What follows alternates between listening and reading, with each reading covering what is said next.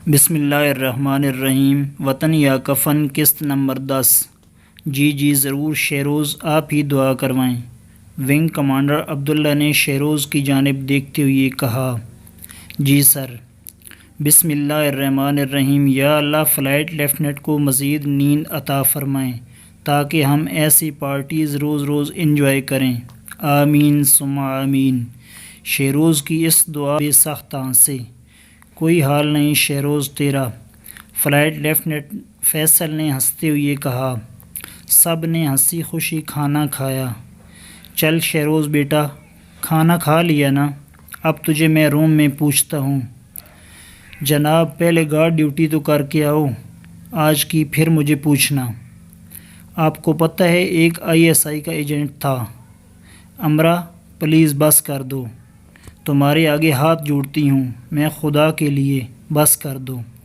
اب تو لوگ بھی باتیں بنانے لگے ہیں۔ پوچھو اپنے بابا سے، ان کے دوست فہیم نے کتنی باتیں سنائی ہیں۔ ہرلین نے عائد ابان کی جانب دیکھتے ہوئے کہا، ماما بابا لوگوں کا تو کام ہے باتیں بنانا، وہ تو کسی حال میں خوش نہیں ہوتے۔ مجھے لوگوں کی باتوں کی پرواہ نہیں ہے، میں اس قوم کی بیٹی ہوں، میں پاکستان کی بیٹی ہوں۔ میرا بھی فرض بلکہ ہم سب کا فرض بنتا ہے۔ ماما بابا ہمارے آرام سکون کی خاطر نہ جانے کتنے وطن کے بیٹے قربان ہو گئے، نہ جانے کتنوں کے جسم کے ٹکڑے ٹکڑے کر دیے گئے۔ آپ لوگ کیا سانحہ پشاور بھول گئے ہیں؟ ظلم کی انتہا کر دی تھی، نہ جانے کتنے چھوٹے چھوٹے بچوں کو بے دردی سے شہید کر دیا گیا تھا۔ ان کے ماما بابا نے بھی کتنے خواب دیکھے ہوں گے۔ امرا روتے ہوئے اپنے روم میں چلی گئی۔ ہرلین میں امرا کے ساتھ ہوں، اس نے ٹھیک کہا، لوگوں کا کام ہے باتیں کرنا۔ لوگوں کی باتوں پہ غور و فکر کرنا چھوڑ دو گے تبھی کامیابی تمہارے قدم چومے گی۔ امرا نے موبائل اٹھایا تو فیصل کا میسج آیا ہوا تھا، کیسی ہو مس جاسوس؟ امرا میسج پڑھ کر مسکرائی، میں ٹھیک ہوں، آپ سنائیں لیفٹیننٹ صاحب کیسے ہیں آپ؟ میں بالکل ٹھیک ٹھاک ہوں، کیا ہو رہا ہے؟ فوری جواب آیا، جیسے لیفٹیننٹ فیصل امرا کے میسج کا ہی انتظار کر رہے تھے۔ کچھ نہیں یار، مجھے آرمی جوائن کرنی ہے، پر ماما بابا کہتے ہیں کوئی ضرورت نہیں ہے، ان کا بس چلے تو میری شادی کر دیں۔ ہاں تو کر لو شادی، اس میں کون سی بری بات ہے؟ فیصل نے ہنسنے والی ایموجی بھیج کے کہا، جس پہ امرا مزید تپ گئی، یار حد ہے، ایک تو آپ بھی ہر وقت مذاق کے موڈ میں ہوتے ہیں۔ مجھے نہیں کرنی شادی، مجھے نہیں پسند کوئی بھی۔ اچھا میں بھی نہیں پسند؟ فیصل نے سیڈ ایموجی بھیج کے کہا، مطلب میں سمجھی نہیں۔ امرا کو فیصل کی بات پہ حیرت ہوئی، مطلب یار حد ہے، تمہیں پتہ بھی نہیں؟ یار پسند کرتا ہوں تمہیں میں، دیکھو میں ایسا ویسا لڑکا تو ہوں نہیں کہ تم سے محبت کے دعوے کروں، تمہارے جذبات کے ساتھ کھیلوں، پھر اس کے بعد مکر جاؤں۔ خاندانی بندہ ہوں، اچھے اور شریف گھرانے سے تعلق رکھتا ہوں، سیدھی سی بات ہے، خود کو تمہارا محرم بنانا چاہتا ہوں، لیکن تمہاری رضامندی کے ساتھ۔ امرا کیا تمہیں قبول ہے مجھے اپنا محرم بنانا؟ فیصل نے سنجیدگی سے کہا، پر میں پاکستان کے لیے کچھ کرنا چاہتی ہوں فیصل، تو کرتی رہنا، کس نے منع کیا ہے؟ میں ہوں تمہارے ساتھ ہمیشہ، بس سوچ سمجھ کے اپنا فیصلہ سنا دینا، میں منتظر رہوں گا تمہارے جواب کا۔ مجھے منظور ہے، پر ماما بابا ان کی تم فکر نہیں کرو، میں ہوں نا، میں امی کو بھیجتا ہوں تمہارے گھر۔ چلیں ٹھیک ہے، اور سناؤ، ویسے ISI کے متعلق کیا جانتی ہیں آپ مس جاسوس؟ ISI محکمہ بین الخدماتی استخبارات، جسے انگریزی میں directorate of inter services intelligence یا مختصراً انٹر سروسز انٹیلیجنس اور ISI کہا جاتا ہے، پاکستان کا سب سے بڑا مایہ ناز خفیہ ادارہ ہے جو ملکی مفادات کی حفاظت اور دشمن ایجنٹوں کی تخریبی کارروائیوں کا قبل از وقت پتہ چلا کر انہیں ختم کرنے کے لیے بنائی گئی ہے۔ اس سے پہلے انٹیلیجنس بیورو یعنی IB اور ملٹری انٹیلیجنس کا قیام عمل میں آیا تھا۔ 1947 میں آزادی حاصل کرنے کے بعد 2 نئی انٹیلیجنس ایجنسیوں انٹیلیجنس بیورو اور ملٹری انٹیلیجنس کا قیام عمل میں آیا، لیکن خفیہ اطلاعات کا تینوں مسلح افواج سے تبادلہ کرنے میں ملٹری انٹیلیجنس کی کمزوری کی وجہ سے ISI کا قیام عمل میں لایا گیا۔ 1948 میں ایک آسٹریلوی نیاد برطانوی فوجی افسر میجر جنرل رابرٹ کوتھم، جو اس وقت پاکستانی فوج میں ڈپٹی چیف آف اسٹاف تھے، نے ISI قائم کی۔ اس وقت ISI میں تینوں مسلح افواج سے افسران شامل کیے گئے۔ 14 جولائی 1948 میں لیفٹیننٹ کرنل شاہد حمید، جنہیں بعد میں 2 ستارے میجر جنرل بنایا گیا، پھر major general retired Sikandar Mirza, جو اس وقت ڈیفنس سیکرٹری تھے، نے انہیں ملٹری انٹیلیجنس کا ڈائریکٹر بنا دیا۔ پھر انہیں ISI کی تنظیم سازی کرنے کو کہا گیا اور انہوں نے یہ کام میجر جنرل رابرٹ کوتھم کی مدد سے کیا۔ تینوں مسلح افواج سے افسران لیے گئے اور پبلک سروس کمیشن کے ذریعے سویلین بھی بھرتی کیے گئے۔ ISI کی موجودہ ترقی کے پیچھے میجر جنرل کوتھم کا ذہن کارفرما تھا، جو ISI کے 1950 سے 1959 تک ڈائریکٹر جنرل رہے۔ ISI کا ہیڈ کوارٹر اسلام آباد میں واقع ہے۔ اس کا سربراہ حاضر سروس لیفٹیننٹ جنرل ہوتا ہے۔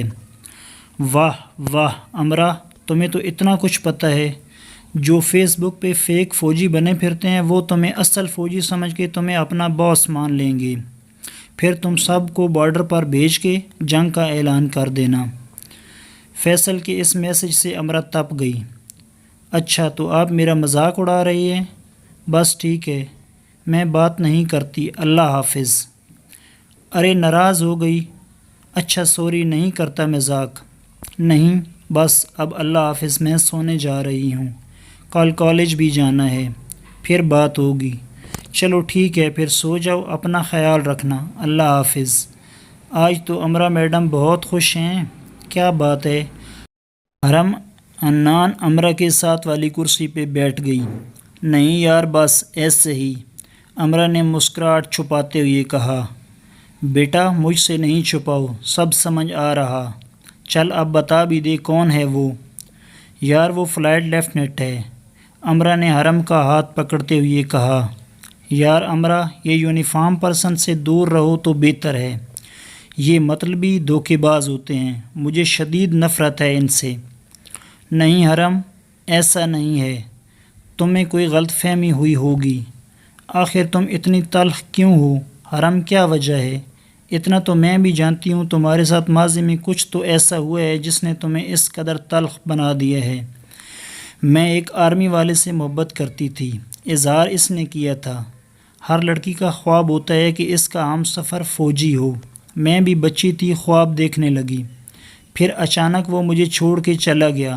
میں نے رابطہ کرنے کی کوشش کی مگر رابطہ نہیں ہوا، میں اس کے لیے دن روتی تھی۔ آخر میں نے اپنا نمبر بھی چینج کر دیا۔ حرم نے اپنے آنسو صاف کرتے ہوئے کہا۔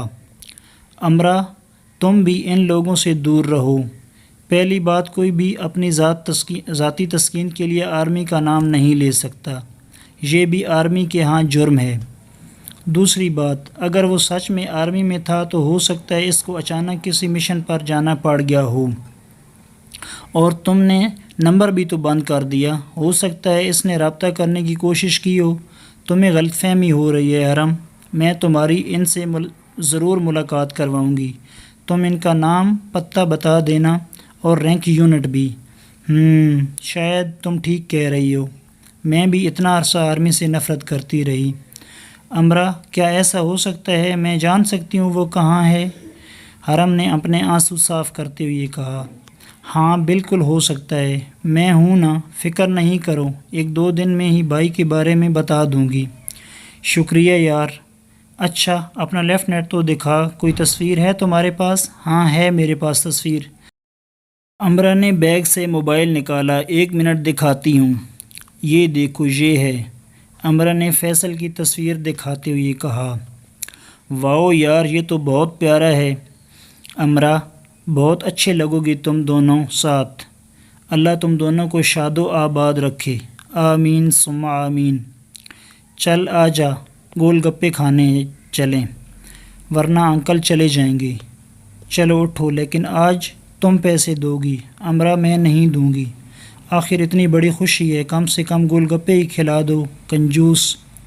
ٹھیک ہے۔